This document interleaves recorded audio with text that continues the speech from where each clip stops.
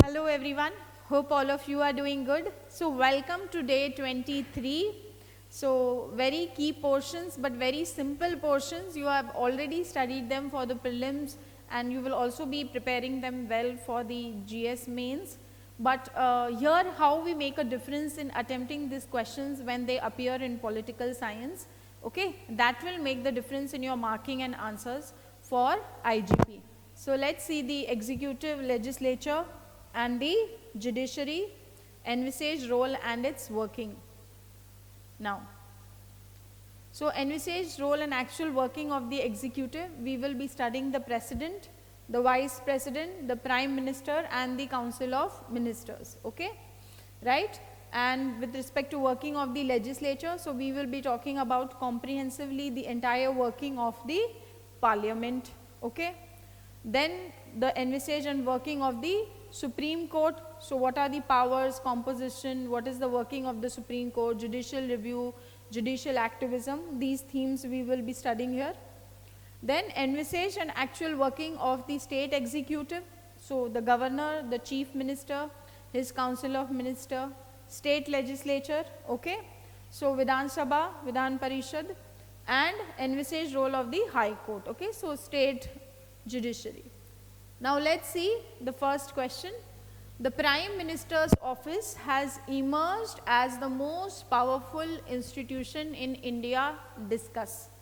So yes, this is a past year question, okay, and Prime Minister's office is a theme that students often do not prepare. So yes, UPSC had asked this in 2019 in political science and international relations. I mean, it had asked this in paper 1. So let's see how we will be attempting this particular question.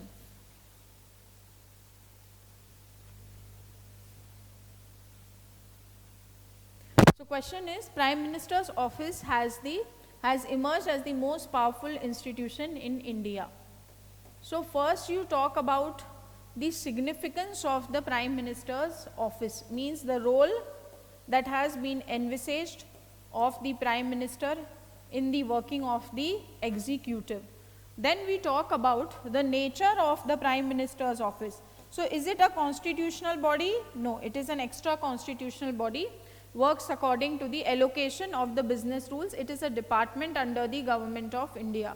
It does not even enjoy statutory powers, okay. So it is not a statutory body formed under any particular act, okay. It is a department under the Government of India working according to the allocation of the business rules, fine.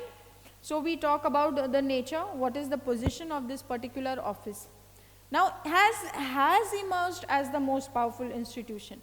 So which means we will have to talk about the status that existed earlier. Was it so powerful or it is only in the present regime that we are saying?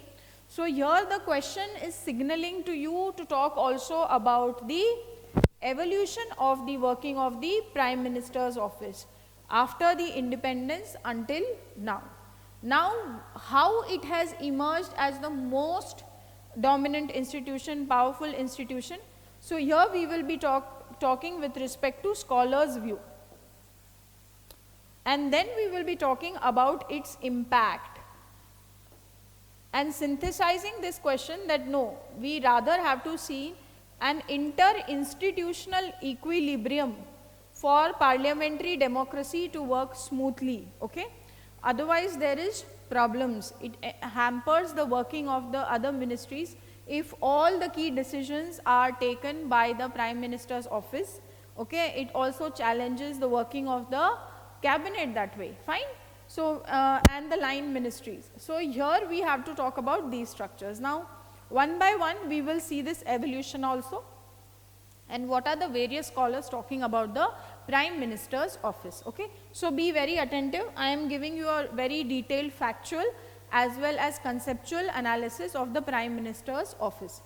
So what is it said? It is said that any office is what the holder makes of it.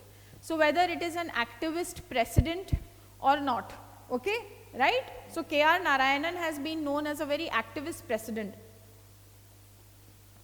right.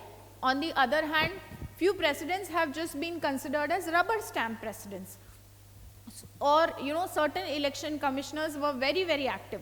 So it is the person who holds the office, okay, designs or shapes how the office holds its position, how it works, apart from the envisaged role and functions of the office. So yes, the personality of the person in office certainly shapes how the position, the influence of that particular office is in the decision making apparatus of the state. Okay? So it is said that any office is what the holder makes of it. The importance of PMO in the union government scheme has been directly proportional to the power wielded by the Prime Minister of that period. Now we know that the de facto executive in India is whom? The Prime Minister. And who is the de jure executive? It is the President of India. So Prime Minister is the real executive authority. What does Lasky say? He observes that Prime Minister is the pivot around which the entire governmental machinery revolves. So this is the answer which distinguishes from a GS answer. Then the key work of L.N. Sharma in the Indian Prime Minister Office and Power calls it as a residence of power for decision making, because he is the de facto executive. It is a what? Center of power, right, from where all the decision making occurs. Why? Because what do we always say? Government is the agency of the state. So it is the government which exercises the power. And who exercises power within this government? Who is the supreme power within government? That way, who is at the highest hierarchy of the working of the government? It is the Prime Minister. Okay? So L.N. Sharma calls it as the residence of power for decision making. Then Rajni Ranjan Jha, in Prime Minister's office, the fulcrum of Indian administration. Second view. First view we put off Lasky, then L.N. Sharma and Rajni Ranjan Jha, points that the Prime Minister occupies a pivotal position in any parliamentary system of government. Otherwise, in the presidential form of government like the US, the President holds this power, but in the parliamentary form of government, who holds this power of fulcrum of the administration, fulcrum of the governmental machinery? It is the Prime Minister. Okay? At the time of India's independence, the Prime Minister's office started working as a low profile, okay, non-constitutional, non-statutory body. Later it emerged as an institution with a formidable influence in policy making. So Rajni Ranjan Jha is pointing that yes, in the initial years it held a low profile, but over a period of time this office became very, very important. Okay, now why this it was low profile? Because Prime Minister at that time itself was firstly holding a lot of power, lot of portfolios, okay, and there was no need for creating such a great staff for the working, because too many key decisions had been made, okay, by the Prime Minister that way, because he held so many portfolios, right. On the other hand, later they had to envisage an organizational hierarchy, right, with the expansion in the specialized functions and other things. So it was sometimes labeled as the parallel government because of the increasing influence of the decision. So PMO is an extra constitutional body with no mention in the constitution. It enjoys the status of a department under the Government of India allocation of business rules. So in Nehru's era, the rank of Joint Secretary was providing assistance to him, and PM operated through the Cabinet Secretary. Shastri's era, PM's office came into focus and the strength. Now please understand, when we talk about the Prime Minister's office, it is not only the Prime Minister we are talking of. When we say the PMO, which means the associated staff, right, which helps in making decisions along with PM, how they also become very, very important. And obviously this in a way is vis-a-vis the what? The cabinet ministers, the line ministries specifically, who have allocated certain different portfolios. Okay. Now, so in Shastri's era, Prime Minister's office came into focus. Now, during reign of Indira Gandhi, the office of secretary reached its heights of power and authority and real decision making organization of the government of India. Okay. The PMS started, okay, functioning as a think tank, policy planner, political strategist and hub that coordinated the policies of the government.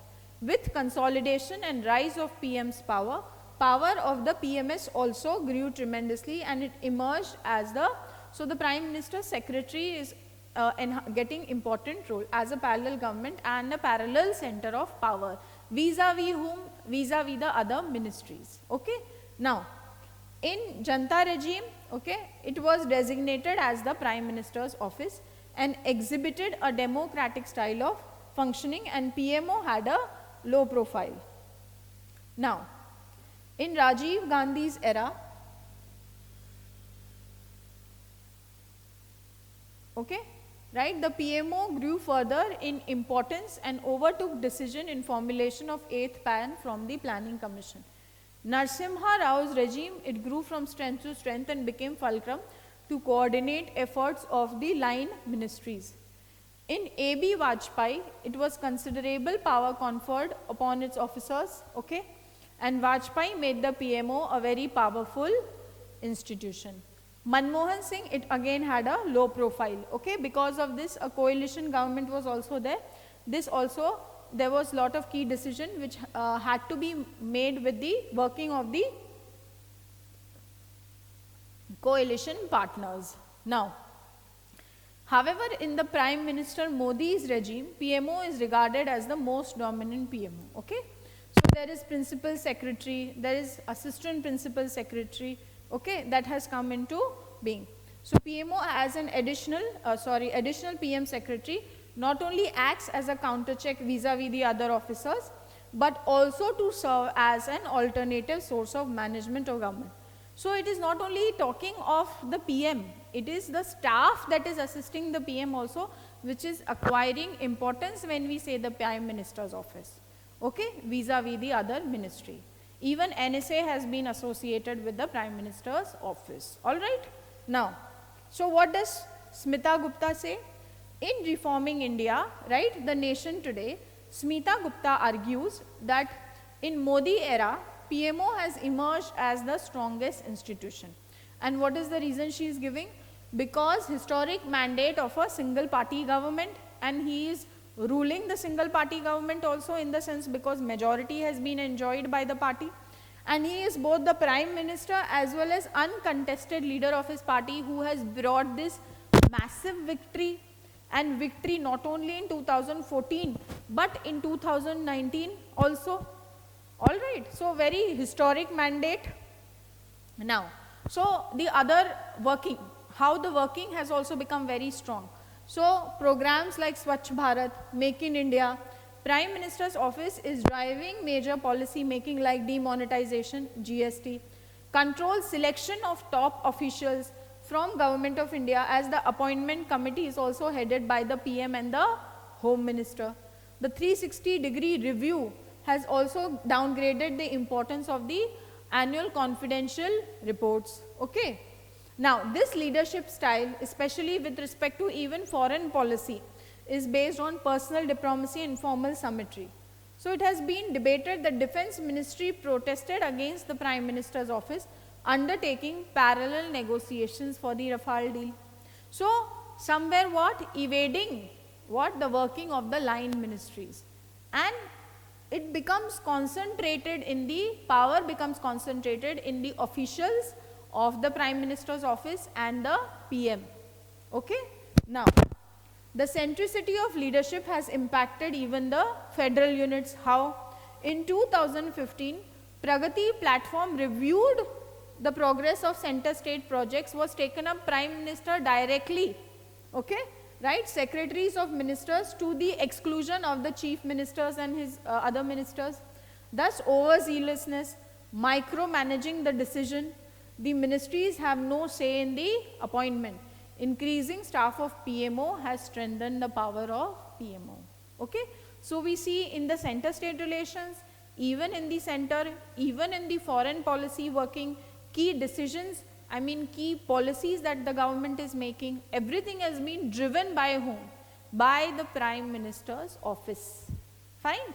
So we saw how the Prime Minister office has grew in strength of the staff, the specialization of functions, how there is an organizational structure which has a hierarchy within the working of the PMO also. Okay. We saw the view of Smita Gupta, Rajni Ranjan Jha and Helen Sharma. Now, Rajni Goyal is also giving a view. Okay. So it must be understood that due to this proximity and influential role of PMO officials, there is lessening impact of cabinet as ministers become more dependent on the PMO. Okay. It has a demoralizing impact on the ministers and cabinet secretariat. Okay. It impacts the harmonious balance and interinstitutional equilibrium. So one side we have the cabinet secretariat, on the other side we have whom? We have the Prime Minister and the officials of the Prime Minister's office. So both come into conflict on who is more powerful with respect to exercising decision making. Okay.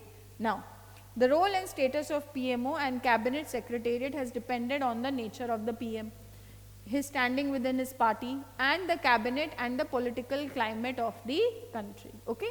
It also depends on personality of the officials occupying the position as principal secretary to PMO and cabinet secretary. So cabinet, who is the official, administrative official? It is the cabinet secretary. Here we have the principal secretary. So both are very important highest officials coming into conflict with each other, okay, with respect to exercise of power. Now, so it is the PM who has to do this balancing act between them, okay, and the cabinet secretariat, keeping in view the parliamentary traditions and democratic functioning, okay. So there is need to ensure balance amongst these institutions for healthy working of a democracy.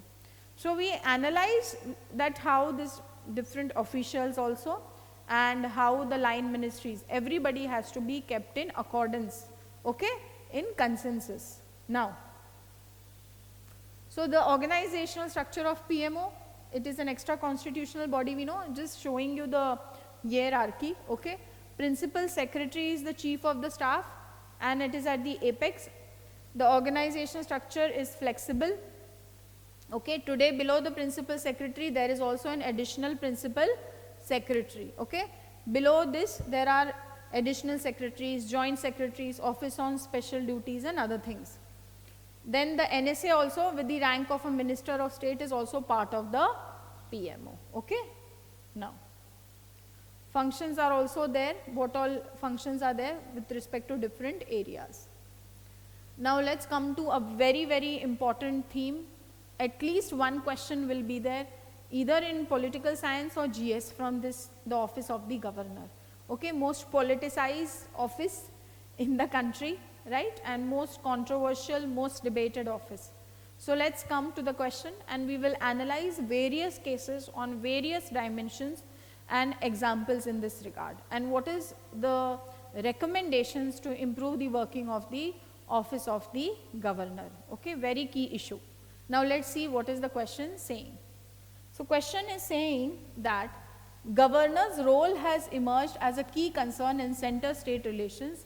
Discuss the major issues of governor's office and what are the recommendations. So first here we will have to talk about what is the role of the governor. What is the significance of the position of his office? What key role the governor is supposed to do between the center and the state units, okay. So the governor in the Indian constitution is the chief executive head of the state based on the Canadian model, okay.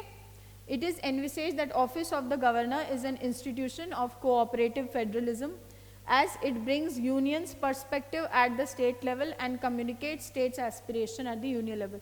So act as like a key linchpin between the center and the state, and it is the duty of the governor to uphold this cooperative federal model, okay. So Sarkaria Commission had termed the office as the linchpin of constitutional apparatus of the state, since it acts as a bridge between the two levels of the government. Very key to introduce it like this. Now, the constitution lays down no provisions for how the governor and the state must engage, okay, publicly when there is a difference of opinion. So when there is difference of opinion, what should be done? This has not been mentioned within the constitution. This creates different interpretations and different conflicts, and then the politicization of the office of the governor, okay. So let's see. This has traditionally been guided by what? Respect to each other's boundaries. However, there have been bitter exchanges between the state government and the governors, with governors such as current Rajya Sabha Chairman Jagdeep Dhankar, right, R.N. Ravi and Arif Mohammed have been accused of partisan conduct by the chief ministers of West Bengal, Tamil Nadu and Kerala respectively, okay. So the office of the governor has come under severe criticism on various grounds. Now let's see. So the first is misuse of Article 356 has happened. Now this article has to be the measure of last resort, is what Ambedkar had envisaged, but it is unfortunate that how it has been frequently used. So it is often criticized as an eye and ear of the union government or long arm of the union at the office of the governor. Since 4th Lok Sabha, there has been misuse of Article 356 for toppling the governments at the will of the center. It has thus become an office of what? Rather than cooperative federalism, office of bargaining federalism. And bargaining federalism, we talk in the context here of Article 356. Supreme Court has also given provisions for imposition of Article 356 in S.R. Bomai case. So what are the proper, what are the improper situations under which this is, 356 has to be used, okay. These conditions have been mentioned in the S.R. Bomai case. And federalism is key feature of the basic structure is also been pointed in the S.R. Bomai case. Now, so Supreme Court has clarified the position in which other cases? Shamsher Singh case, in the Ram Javaya case and the Hargovind Pant case. So what it said in Shamsher Singh case? It has been pointed that the governor has no right to refuse to act on the advice of the Council of Ministers. Shamsher Singh mein kya bola gaya? No right to refuse to act on the advice of Council of Ministers. Such a position is antithetical to the concept of responsible government, okay. This statement unveils the role of governor. Thus, the misuse continues, and we have seen this in Uttarakhand, Arunachal Pradesh, even Maharashtra. So, which cases with respect to Article 356 we will quote? The issue of bargaining federalism, right? S.R. Bomai case, Shamsher Singh case, how the governor is bound to listen to the Council of Ministers' advice, otherwise it is against the principle of responsible government. Hargovind Pant case and the Ram Javaya case. So these three cases, S.R. Bomai case and bargaining federalism, these dimensions with key examples also we have pointed. Next issue is the appointment and removal of the governor. So when the governors were appointed after the inauguration of the constitution, there was process of what used to happen? There was a process of consultation. So yes, initially it was better because there were certain boundaries that had been respected, certain conventions that have been followed. The issue is how this has been politicized today, okay. Now, so between the Home Minister and Chief Minister of the state prior to the appointment of the governor, okay. And even the Rajamannar Commission had pointed this.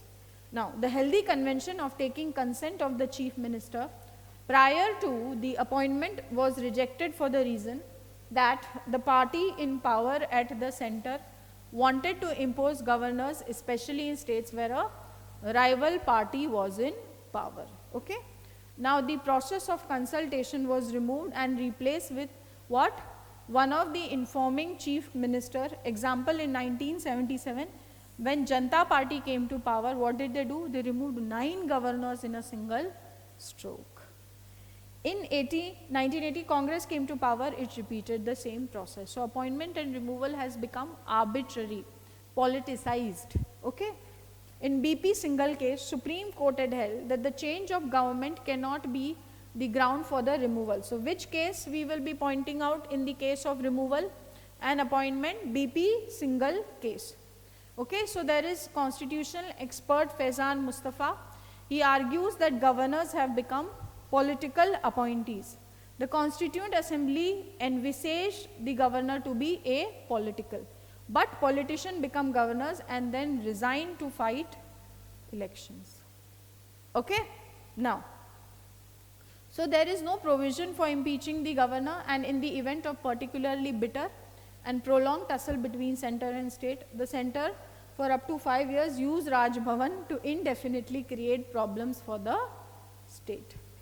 In 2001, the National Commission to Review Working set up by Atal Bihari Vajpayee noted that in matters where the central government and the state government do not see eye to eye, which means they are not in confidence with each other, there is apprehension that he is likely to act in accordance with the instructions from the Council of Ministers at the union level. This is because governor owes appointment and continuation or to the Union Council of Ministers. So, BP single case, National Commission on the Review of the Working of the Constitution, okay, and the constitutional experts like Dr. Mustafa have been pointing to how this position has been what? Misused for the advantage of the party in the center, okay, and how the Council of Ministers at the union level influences how the state makes its decision and the working of the executive at the level of the state, okay. So second issue is appointment and removal. Then with respect to what? The discretionary powers.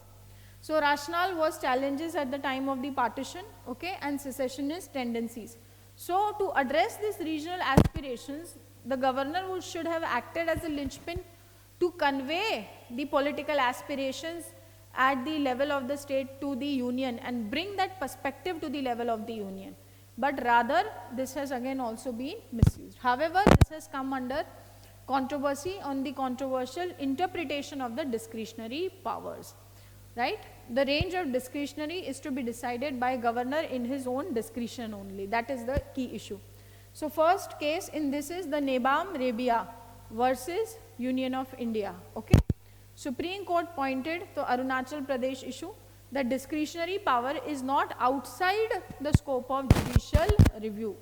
Judiciary can even review this discretionary power, that how the discretionary power has to be used by the governor. He cannot solely arbitrarily decide. It can come if it has been misused with any mal intent, okay. The real power lies with COM and not the governor's business to get involved in internal matters of political parties, okay. So first case on the discretionary power is Nebam Rebia. Second issue is Hargobind Pant versus Raghukul Tilak. It has been said governor is the constitutional head and not an employee of the union and is not bound by union nor accountable to the union for the conduct of the duties of his office.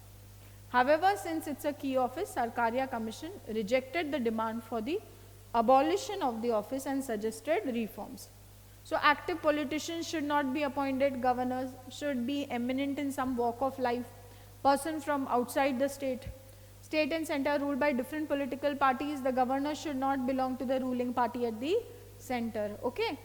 Governor cannot dismiss the Council of Ministers also as long as they command majority in the assembly. Governor's term of 5 years should not be disturbed except for some very key compelling reason. Even Punchi Commission gives certain recommendation. So governor should be given a fixed tenure of 5 years and removal should not be at the will of the government at the center, but this also has certain challenges. Then procedure laid down for impeachment, okay, can be made even applicable for the impeachment of the governors at the level of the state. Under Article 163, area of discretion also is limited. Even in this limited area, his choice should not be arbitrary or fanciful in his vested interest, okay. So even Venkatacharya Commission said that governor should be appointed by a panel comprising Prime Minister, Home Minister, Speaker of Lok Sabha and Chief Minister of the state concerned. So a wide-ranging panel also can be one of the solutions. So yes, let's conclude. So there is need for the union government to implement the recommendations in letter and spirit after due consultation of state for strengthening the federalism and ensuring stability at the state level. So talk about misuse of Article 356 and the various cases, okay. Talk about appointment and removal and the discretionary powers and the issues with the discretionary powers. What has Sarkaria Commission recommended, what has Punchi Commission recommended, okay. So you have to remember certain facts of the names of the cases and other things also, the spirit of them. And then these kind of questions will become very, very easy. So there is a lot of knowledge also that are required in such themes. You have to remember factually as well, okay. Fine. Thank you so much. All the very best. We'll meet tomorrow again.